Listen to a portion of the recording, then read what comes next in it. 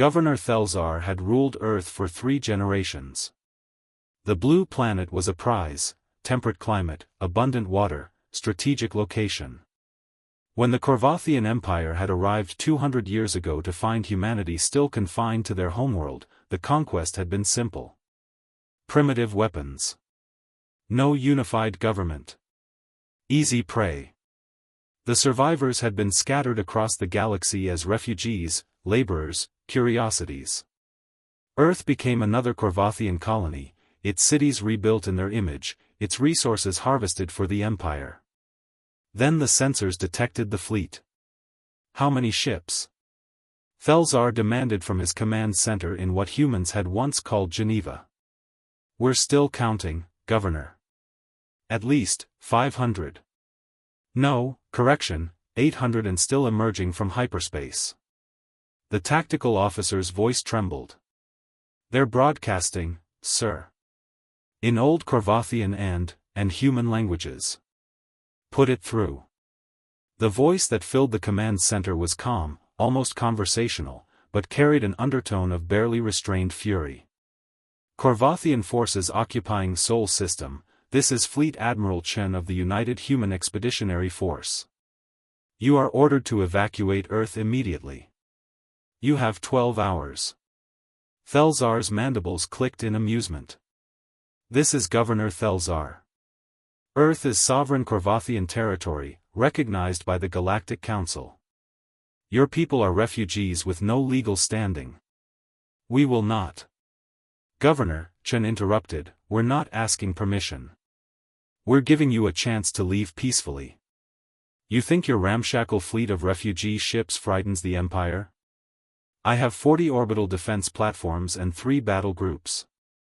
You'll be destroyed before you reach. The tactical officer screamed. Governor. Their lead ships they're moving at impossible speeds. 0.8 lightspeed in atmosphere.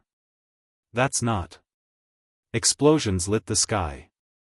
One by one, the orbital platforms simply ceased to exist. The human ships moved like nothing Thelzar had ever seen, faster, more agile, powered by technology that shouldn't exist. How? Thelzar whispered. 200 years, Governor. Chen's voice was cold now. 200 years scattered across the galaxy. Do you know what humans do when they're desperate? We learn. We adapt. We take every technology we encounter and make it better. The view screen showed human vessels engaging the Corvathian battle groups. It wasn't a battle, it was an execution.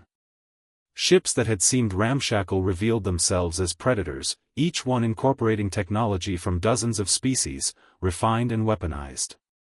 We worked in your factories and learned your engineering. We served on your ships and studied your tactics. We survived in environments that would kill most species and came out stronger. Chen's image appeared on screen, a woman who looked barely 30 but whose eyes held centuries of suffering and determination. You thought scattering us would break us, she continued. Instead, you gave us access to an entire galaxy's worth of knowledge. Every species we met taught us something. Every hardship made us harder to kill. Thelzar watched his fleet burn. The Council will never allow. The Council abandoned us 200 years ago. We don't need their permission. Chen leaned forward. You have 11 hours now. Tell your people to evacuate. We're taking Earth back. And if we refuse? Then you'll discover what happens when you push humanity too far. Behind Chen, the massive fleet moved into position around Earth. We didn't come here for conquest, Governor. We came home. And nothing, not your empire, not the Council, not the entire galaxy, will stop us. Thelzar looked at his tactical display. His forces were already routed. The human fleet hadn't even deployed half its ships yet. Begin evacuation, he ordered quietly. As Corvathian transports fled the system, the human fleet descended toward Earth. On every continent, humans who had lived as second-class citizens under occupation looked up and saw their kin returning. The message broadcast across all frequencies in 100 human languages: "We're home. And we're never leaving again."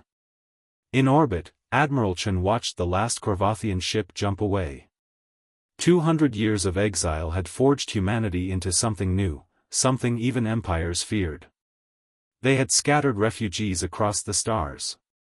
What returned was an unstoppable force.